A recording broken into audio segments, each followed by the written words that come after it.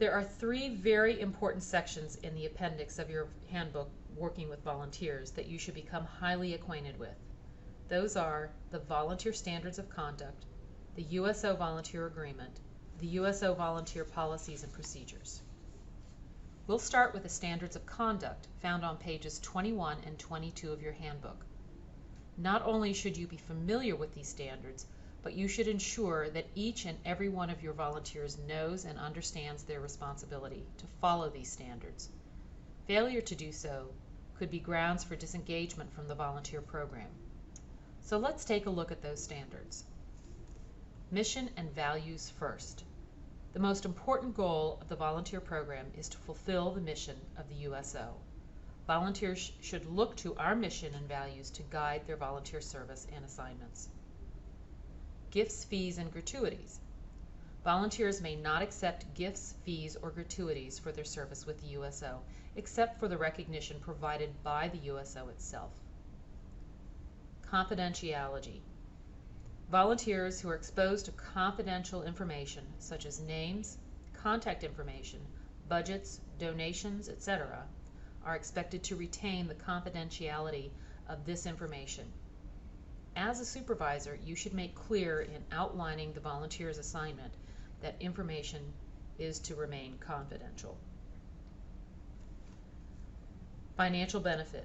Volunteers may not benefit commercially or financially from their association with the USO. For example, if Sam or his wife operates a furniture store, they cannot contract to sell furniture to their USO center, thus benefiting financially from their association with the USO. Or if Sam or his wife sells cars, they cannot make special discount promotions just for USO staff, volunteers, or patrons. Their business dealings must be totally separate from their volunteer activities.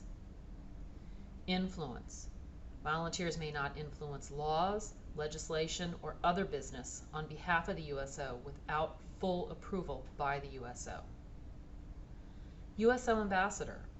When volunteers wear the USO logo or identify themselves as a USO volunteer, they must guard the USO's image with utmost diligence.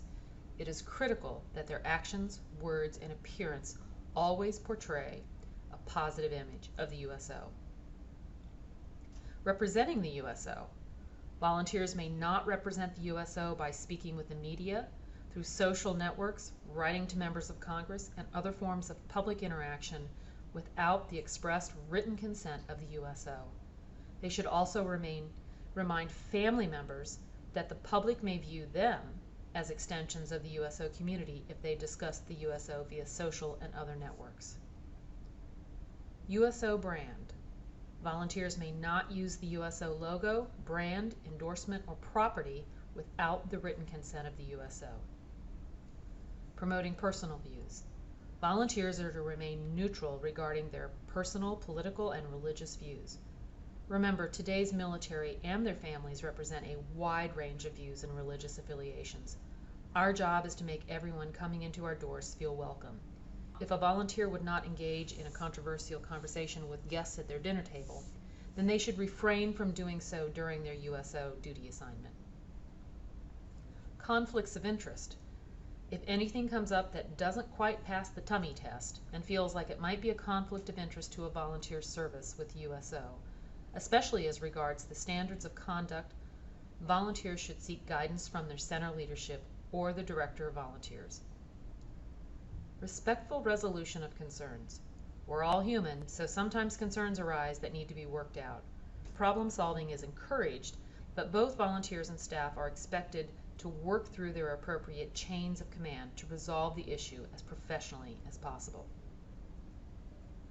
So now let's take a look at the volunteer agreement found on page 23 of your handbook. The USO Volunteer Agreement is a written record of the volunteer's commitment.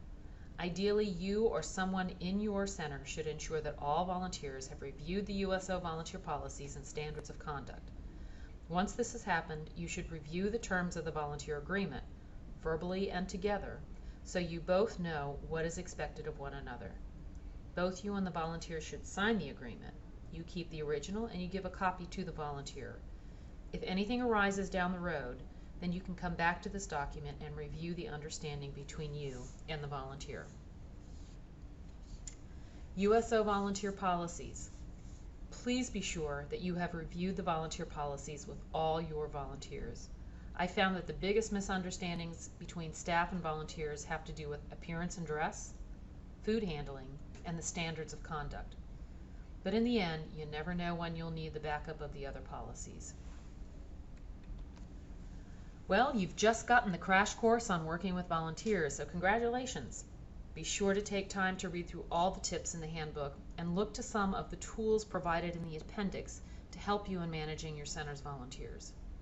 The resources include Foundations of Customer Service Training, description of the Volunteer of the Year Award and Volunteer of the Quarter, template for USO volunteer assignment description, a template for a USO volunteer interest form, a sample USO volunteer supervisor feedback form, sample USO volunteer sign-in sheets, and a sample USO volunteer discussion log. Even if volunteer management is not officially in your job description, we all end up working closely with our USO volunteers. So the more we know how to form a strong team, the more we will lift the spirits of our troops and their families. Good luck, and don't ever hesitate to contact me if I can be of help. Thanks!